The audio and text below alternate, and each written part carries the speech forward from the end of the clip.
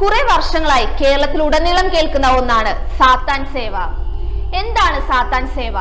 കേരളത്തിൽ സാത്താൻ സേവ ഉണ്ടോ? ഇത്തരക്കാരുടെ ലക്ഷ്യം എന്താണ്?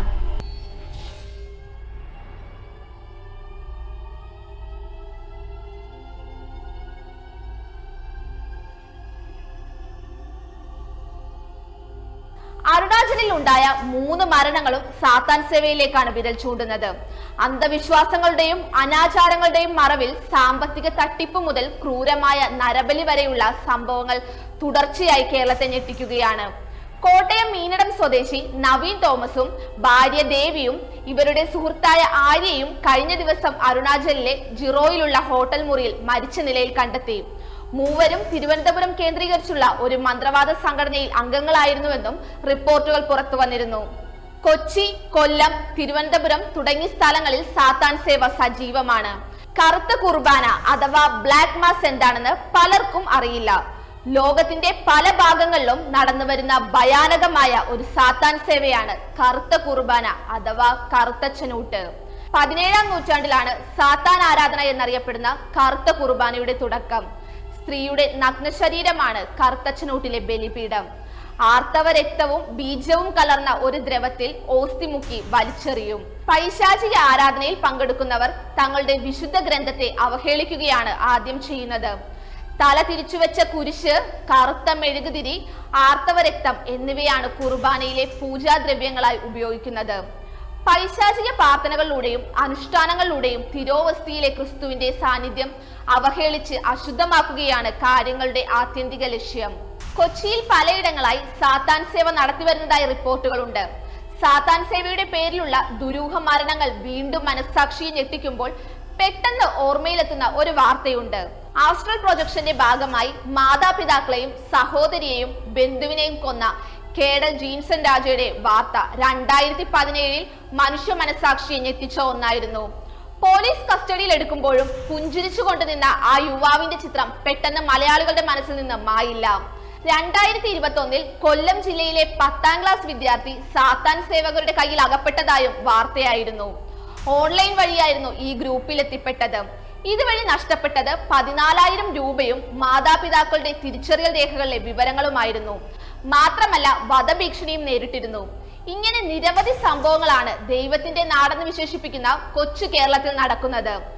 അരുണാചലിലെ മലയാളികളുടെ മരണത്തിന് പിന്നിലും സാത്താൻ സേവ തന്നെയാണ്. ഹോട്ടൽ മുറിയിൽ നിന്നും ഒരു പ്ലേറ്റിൽ ശേഖരിച്ച തലമുടിയും കറുത്ത വളകളും ചോര വാർന്നു പോയുള്ള മരണത്തിലേക്കായി സ്വീകരിച്ച രീതികളും സാത്താൻ സേവയിലേക്കാണ് വിരൽ ചൂണ്ടുന്നത്. ഇതുമായി ബന്ധപ്പെട്ട ടെലഗ്രാം ഗ്രൂപ്പുകളും ഇന്ന് സജീവമാണ്. ശരീരത്തിൽ നിന്ന് ആത്മാക്കളെ മോചിപ്പിക്കുന്ന ഓസ്ട്രൽ പ്രൊജക്ഷനാണ് ഈ ഗ്രൂപ്പുകളിലെ ചർച്ചാ വിഷയം. മനസ്സ് കീഴടക്കിയ ശേഷം നിരന്തരമായ ബ്രെയിൻ വാഷിങ്ങിലൂടെ നിങ്ങൾ പ്രത്യേക നിയോഗമുള്ളയാളാണെന്ന് അവരെ ബോധ്യപ്പെടുത്തും. ആത്മാവിനെ ശരീരത്തിൽ നിന്ന് മോചിപ്പിച്ച് മറ്റൊരു ലോകത്തെ സുഖമായി വസിക്കാമെന്ന് വിശ്വസിപ്പിക്കും. സമൂഹത്തിൽ നിന്നും കുടുംബത്തിൽ നിന്നും അടർത്തി മാറ്റുന്നതിലൂടെയാണ് ഗ്രൂപ്പുകൾ കുരുക്കുമുറുക്കുന്നത്. ആശയങ്ങൾ ആരെയെങ്കിലുമായി ചർച്ച ചെയ്ത് യുക്തിയില്ലായ്മ ബോധ്യപ്പെട്ടാൽ ഇര രക്ഷപ്പെടും എന്നതിനാലാണ് സാമൂഹ്യമായി ഒറ്റപ്പെടുത്തുന്നത്. അതിന് പറയുന്ന ന്യായം പ്രത്യേക നിയോഗമുള്ളവർ ഭൗതിക ജീവിതത്തിൽ അഭിരമിക്കുന്നവരുമായി ഇടപഴകുന്നത് പുനർജന്മത്തിന് വിഘാതമാകുമെന്നാണ്. അതോടെ ഇര കുടുംബാംഗങ്ങളിൽ നിന്ന് പോലും അപകടകരമായ അകലം സൂക്ഷിക്കും. നിരവധി സോഷ്യൽ മീഡിയ ഗ്രൂപ്പുകൾ ഉണ്ടെങ്കിലും ഇവർ എന്തുകൊണ്ടാണ് ടെലഗ്രാം കേന്ദ്രീകരിച്ച് നടത്തുന്നതെന്ന് നമുക്ക് സംശയമുണ്ടാകും. സാമൂഹ്യ മാധ്യമ ഗ്രൂപ്പുകളിലൊക്കെ മരണാനന്തര ജീവിതത്തെക്കുറിച്ചും പുനർജന്മത്തെക്കുറിച്ചുമൊക്കെ നിരവധി വീഡിയോകളും മറ്റും പ്രചരിക്കുന്നുണ്ടെങ്കിലും ആഭിചാര ഗ്രൂപ്പുകൾ ടെലഗ്രാമിലാണ് കൂടുതൽ സജീവം.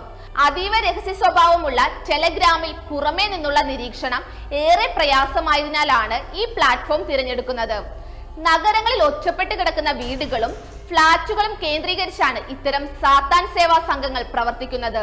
ഭയാനകവും വിചിത്രവുമാണ് ഇവരുടെ ആചാര രീതികൾ. വിദേശികൾ അടക്കം പങ്കെടുക്കുന്ന സാത്താൻ സേവകൾ പലപ്പോഴും സ്പോൺസർ ചെയ്യുന്നത് ലഹരി മാഫിയകളാണ്. സമ്പത്തും അതീന്ദ്രിയ ശക്തിയും ലഭിക്കുമെന്നുള്ള വിശ്വാസമാണ് ഇത്തരം ക്രിയകൾ ആളുകളെ തയ്യാറാക്കുന്നത്. അന്ധവിശ്വാസങ്ങളുടെയും അനാചാരങ്ങളുടെയും കേന്ദ്രമായി കേരളം മാറുകയാണെന്നതിന്റെ ഉദാഹരണമാണ് ഇത്തരത്തിലുള്ള സംഭവങ്ങൾ.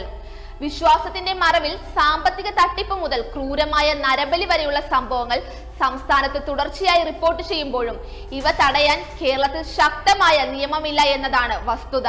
ഇലന്തൂർ നരബലി കേസിന്റെ പശ്ചാത്തലത്തിൽ സർക്കാർ കൊണ്ടുവരാൻ ഉദ്ദേശിച്ച ബില്ല് കൂടുതൽ പരിശോധനയ്ക്ക് എന്ന് പറഞ്ഞ് പിൻവലിച്ചതിന് ശേഷം നടപടികളൊന്നും ഉണ്ടായിട്ടില്ല.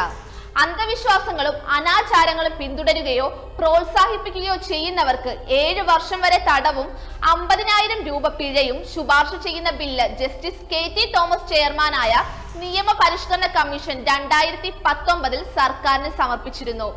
എന്നാൽ പിന്നീട് എന്തുകൊണ്ട് തുടർ നടപടികൾ ഉണ്ടായില്ല എന്ന ചോദ്യം ഉയരുകയാണ്. ശാസ്ത്രം ഓരോ ദിവസവും മുന്നേറുമ്പോൾ പലതും അശാസ്ത്രീയമെന്നും കബളിപ്പിക്കലെന്നും തെളിയുമ്പോഴും എന്തുകൊണ്ട് ഇപ്പോഴും ഇങ്ങനെയൊക്കെ സംഭവിക്കുന്നു? ഉത്തരം ഒന്നേ ഉള്ളൂ. പണിയെടുക്കാതെ സുഖലോലുപരായി കഴിയാൻ പണം വേണം. അതിനുള്ള ഏത് വഴിയിലും ചിലർ സഞ്ചരിക്കും.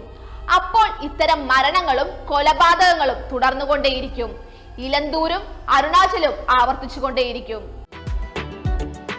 You are watching India's first NGO television, Malanadu TV India.